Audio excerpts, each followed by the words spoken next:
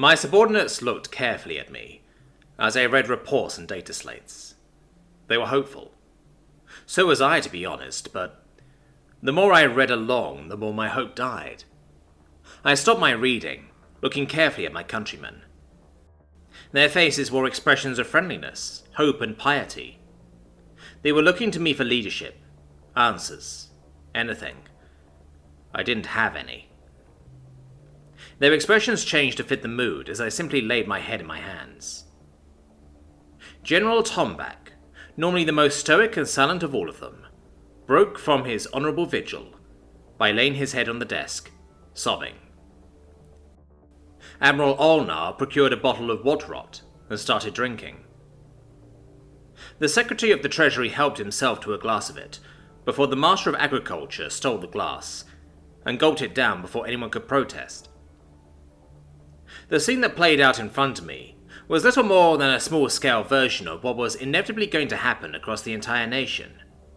As the room descended into sobbing and madness, I looked over the reports one more time. Crop yields produce barely 30% of what they made last season. We have enough stocks if we ration carefully to last us next year. Then it's over. At the rate the soil is depleting, the next harvest will be the last. Compounding that, the water supply is running low. We have the choice of either watering crops or feeding the people. We can't do both. Power infrastructure is collapsing, with rolling blackouts, meaning the water purifiers and treatment plants can't run long enough to actually do any work. Power generators are now almost out of fuel. We have enough electricity supply to last us maybe a month, if and only if we shut down everything except the hospitals and water pumps. Rationing is out of control. Entire families are starving on one meal every 2 days if they are rich or poor. On some occasions, families have been forced to take in orphans because the parents starved, feeding their kids instead of themselves. No rioting, but that won't last long once supplies are gone. We have 6 months of food, if we only eat once every week. Maybe. Then after that. I shook my head at the implication and continued looking through the data slates. Something. Anything. There has to be something we could do. I tried to think a bit. I stood from the desk and looked out the window. My face turned to even greater despair when I saw the dead grass, its blue coloration replaced by brown and red. The trees were slowly dying out now. Even at the height of spring, no flowers, no leaves, just browns and greys. I returned to my seat and went right back to despair. I tried to think. The men in front of me began to throw fisticuffs and insults. Blame began to be thrown around and tempers flared. Just then, one of the soldiers barged in. Highly irregular, but he was agitated. His large eyes were more expressive than usual. He burst in the room and immediately charged towards me, ignoring the usual necessary bows and salutes. He slammed his hands on the table, shaking me from my concentrated despair. Then, in the loudest voice he could muster, yelled out, "Aliens!" Everyone suddenly stopped what they were doing and looked at him, bewildered. He slammed a set of papers on the table. They were a series of images. At first it was grainy. I could only make out various dots and shapes. The next image showed they were getting closer. I could see jagged edges, smooth contours, and could approximate sizes. The next image revealed details like insignias and armor plating, cannons, weapons, the soft glow of a shield. I looked up at him. These pictures were taken by the old Courier probe that was launched 10 years ago. They just passed by Cordos. The Colonnoir Observatory can see them. I looked at the final picture in the set. There were thousands of them. All of them were heavily armed. Very heavily armed. One of them could take on entire platoons worth of men. And there were thousands. Oh, gods. Now what? What do we do? As if things weren't bad enough, Admiral Alto said, now focusing less on strangling General Faltax. What's the ETA? How long do we have to prepare? Field Commander Rellan asked, taking a look at the pictures. We have 10 minutes before they reach orbit, probably less, the soldier said. Strange insignia. Brown and green coloration. What a very odd military force. I can see they are heavily armed, but the colour scheme seems strange, the Secretary of Agriculture said. That's your concern? The paint job? Look at the size of those cannons! Shut up! I yelled out. The group quickly scrambled back to their seats. I waited until they were all quiet and at full attention. I don't care if the crops fail. I don't care if the waters are worthless. This is my planet, my home, and I will defend it to my last breath. If our last moments on this board of rock are dying to a hail of plasma fire, then so be it. Ready our defences. The leaders of our nation gathered their intellect and strength faster than I could imagine, and began planning defences. And sure enough, within a few minutes, panic gripped the world as confirmation appeared above the skies. Within hours, we were underground in secure bunkers and command centres. Civilians were in their basements saying their last goodbyes, and soldiers had mustered to arms. I sat around the board table with the other leaders, and we were exchanging ideas as reports started coming in. Any news? Have they landed yet? Several reports of units landing in the polar regions. Scouts report that some ships are walkers, hexapod designed with large heads. We can't tell if they are armed or not. They look similar to survey craft, Admiral Saranis said. The larger craft appear to be fully fledged starships. One has landed in the ocean and has started doing something. The other 5 craft have remained in orbit. We have 600 or so of those hexapod machines, and 200 quadrupedal machines starting landings across the planet now. We have reports from the Katani and Gardanti empires too, the Secretary of Defense said next, pointing at locations on the planet's surface. This makes no sense, I said, looking carefully at the intel. This makes no sense from a military standpoint. See? They are forming a strange hexagonal pattern, 200 kilometers apart from each other. What are they doing? Perhaps a military strategy is not needed. Look, they're heavily shielded, and look at the guns on that one. They don't need tactics when you have that kind of overwhelming force. Admiral Saranis pointed out several pictures of the more complicated-looking machines. That may be the case, but look. What is this? I can see 3 distinct classes of machine. What are they doing? The smaller one seems to be some kind of defensive unit. The middle-sized one appears to be a drilling unit of some kind. The larger ones don't move from that position, and what is that thing on its top? Some kind of emitter array? These don't look military to me, I asked, pointing out various anomalies. We are getting some kind of interference in our radio communications. They are definitely interfering with our comms, so that's a military action. The signal is strange, though. It's a series of short and long beeps and nothing else. We can filter it out to communicate, but still. The Secretary spoke next, turning his radio filter off so we could listen. This does not make any sense. They've been here for 2 hours now. Why haven't they attacked? And what is that ship in the ocean doing? My fleet just told me it went into the trash vortex of the Cranian Ocean. It looks like it's consuming garbage, Admiral Saranis said, as he brought up a short video of the ship using its bulk to vacuum up garbage. We have reports of more starships entering the system, followed by more of those walkers. Thousands. They will be in orbit within a few hours, but they are still more of the same. Smaller armed craft escorting medium-sized driller units. The larger hexapods seem to have either limited or no weaponry. If this is an invasion, it's a bad invasion. The Secretary of Defense pointed out some inconsistencies.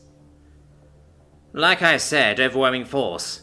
They don't need tactics when you have this kind of tech, with this kind of power. Maybe it is a piss-poor strategy, but do you think they need to care? Admiral Saranis spoke up, getting sideways glances from the others. Outside, it was a mixture of order and chaos. Civilians running around trying to secure their families, while soldiers carefully shepherded them around to try to avoid chaos. The few vehicles we had still in operation were buzzing around as carefully as possible, so we could save what little fuel we had left. The fact that machines were large enough to be seen in the distance was not helping calm everyone down. The machines themselves, apart from the clunking and screeching as they stomped over the ground, were randomly emitting strange electronic screeching noises and loud squeals that echoed over the desert for hundreds of kilometers. The sounds of rocket engines and starship thrusters also rocked the atmosphere, creating even greater panic. Something isn't right here. I spoke over the noise of the command station. Why is their logo a cartoon tree? I pointed towards a close-up photo of the larger machine that was closest to us. Prominently, on its sides of the head of the machine, was a picture that looked like a circle surrounding a cartoon tree. Getting new reports, sir. New machines have landed. They are dropping in close to cities. The lights flickered, and the ground shook as we felt the massive machines land above us, followed by the muffled screams of those who witnessed it, and immediately began panicking. We started hearing the desperate clang of gunfire, as panicked citizens and soldiers started to open fire.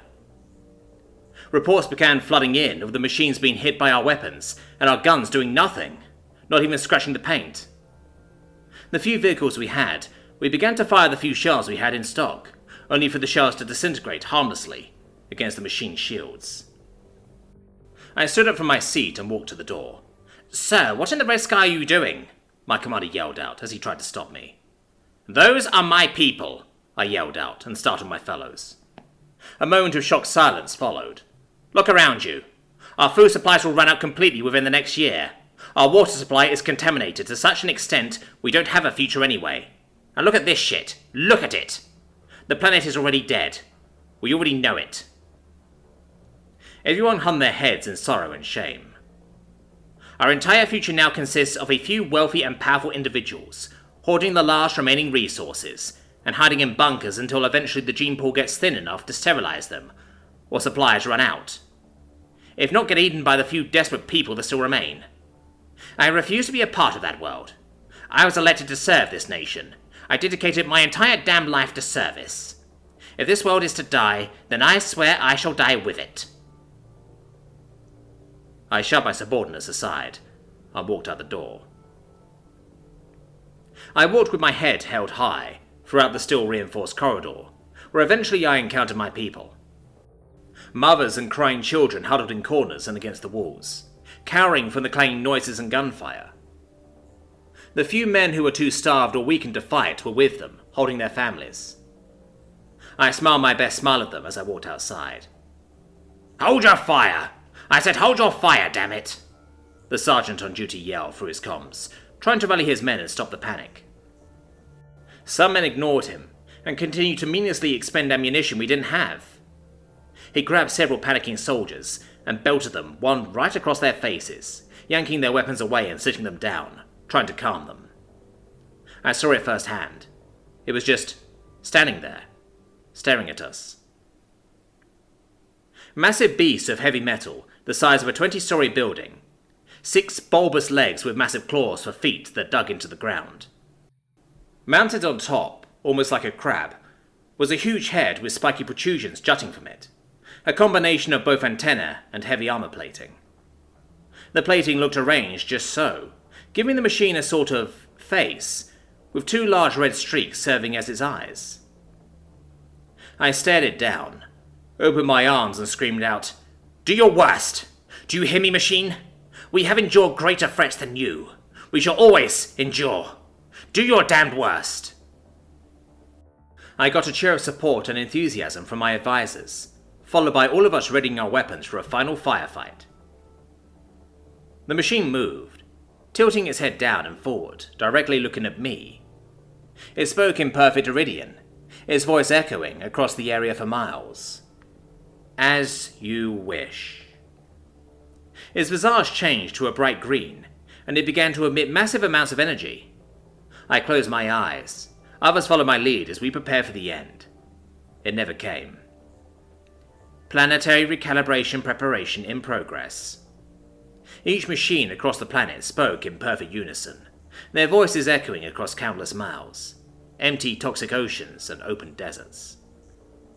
I stood silent and still, as if I was expecting death to haul me away into oblivion. Nothing happened. Toxic filtration system activated. Carbon refactoring system activated. Charging main release vector. I opened one eye, sheepishly, cheating the death I had apparently been promised. The only thing I saw was the giant machine being swallowed by a mass of green and blue energy particles. Genetic cloning operation ready. Wildlife reseeding system operational. What? Cloning? Wildlife reseeding? Toxic filtration? What were these machines doing? My arms grew tired and fell to my side. I looked around me. Most had given up as I did, and were simply looking around to see what the blazes was going on. Planetary recalibration preparation complete. Everyone was dumbstruck, unable to respond, and just stood there.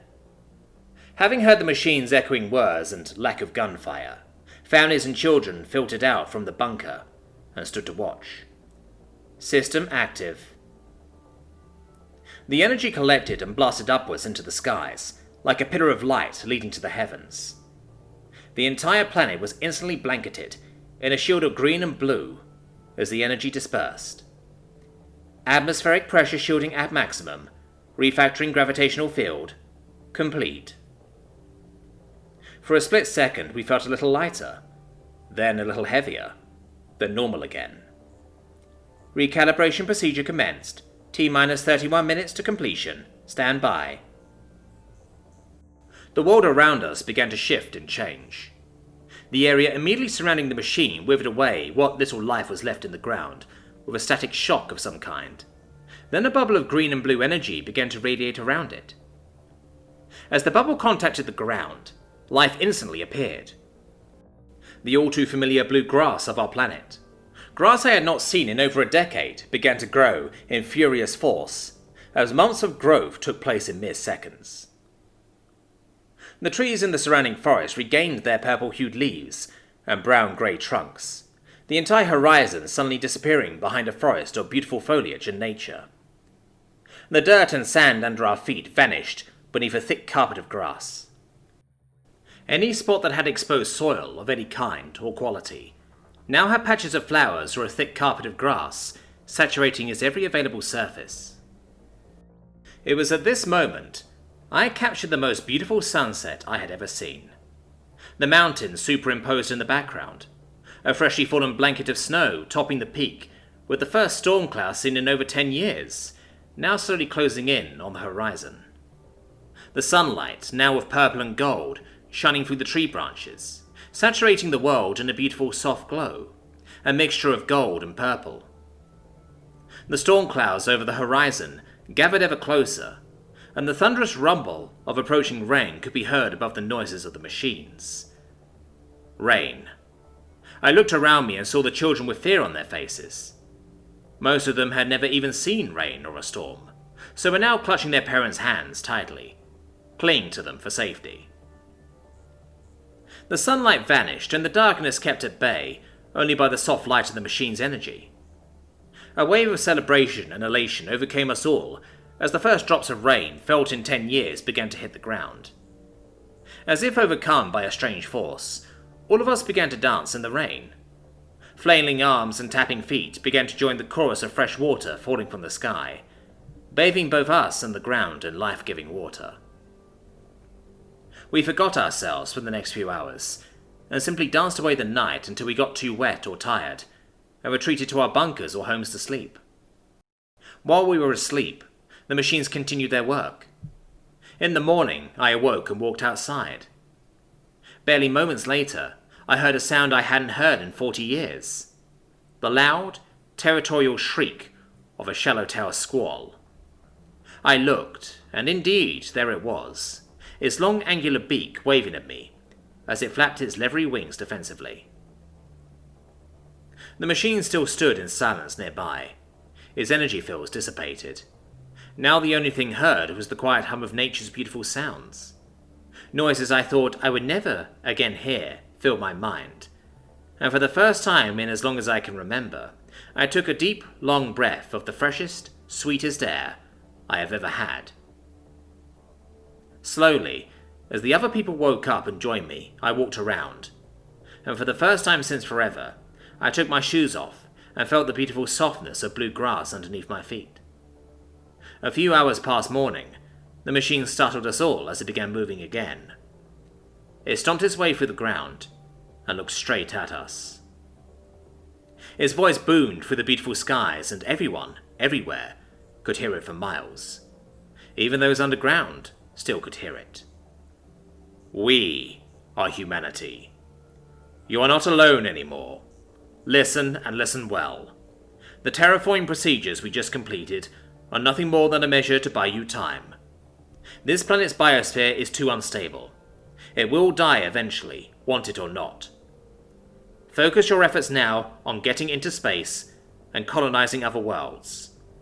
You have been supplied with fuel, tech, equipment, and enough food to give you a chance that we never had. Do not waste it. We will be waiting for you. The machines began to lift themselves into the air and off the planet, and within mere minutes we were alone again. I took a long, deep breath, one more time, as we waved our saviors goodbye. The chaos began anew, as commanders and officers began barking orders and securing supplies left by the humans' machines. Hydrogen engines, wind turbine blueprints, water filtration units, and hydrofusion reactors. It was all up to us at this point. Tech we could only dream of was at our fingertips. We are coming, humanity. We owe you a beer.